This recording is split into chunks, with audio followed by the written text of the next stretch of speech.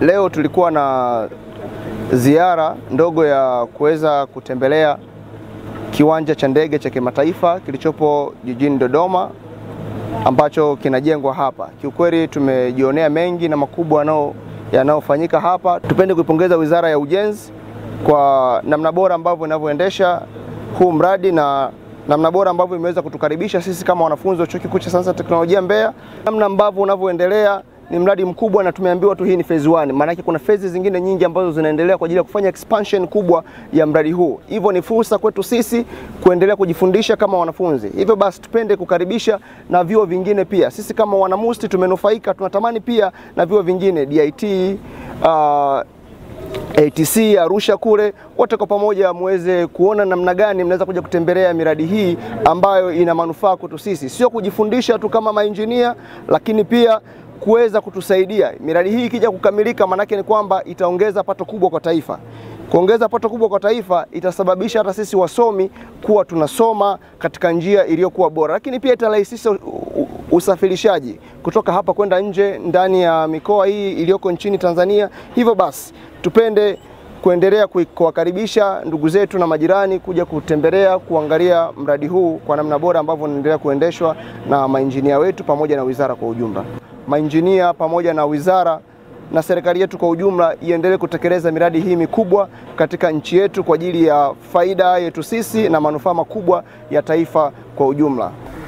Tupo hapa kwa ajili ya kusimamia mradi mzima wa uwanja wa kimataifa wa Msalato. Hivyo wageni wetu kutoka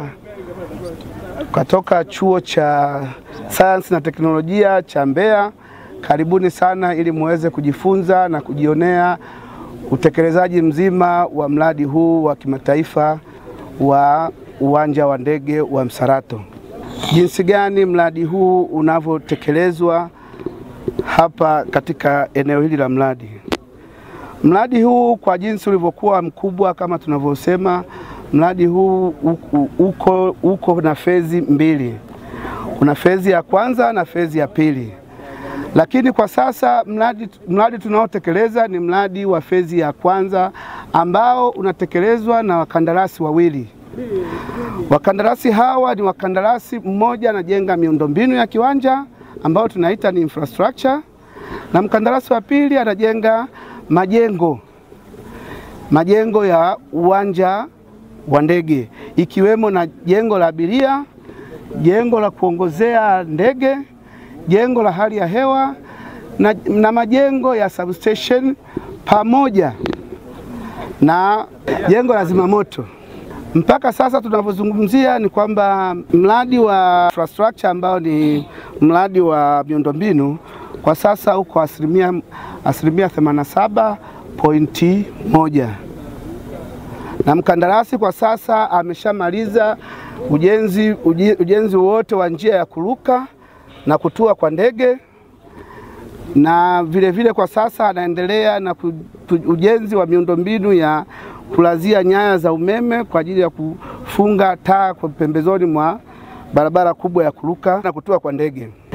Vile kuna mradi wa pili ambao tumeuelezea kama ni mradi wa phase 2 au package 2, ambao huo package 2 unahusisha ujenzi wa majengo, hasa yakiwemo majengo kama nilivyozungumza hapo awali, majengo ya control tower, jengo la abiria, jengo la fire station na substations.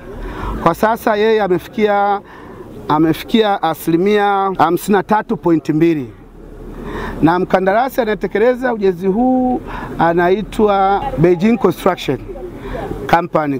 Kampuni zote hizi mbili ni kampuni za kigeni kutoka China. Hivyo kwa sasa kwa kweli utekelezaji unaendelea vizuri, na tunaishukuru serikali kwa kuwezesha mradi huu ambao kwa kweli ni mradi ambao tunatarajia kuweza kutoa faida kubwa sana katika miundombinu ya usafirishaji na vile kuweza kuongeza uchumi kwa ujumla katika nchi yetu.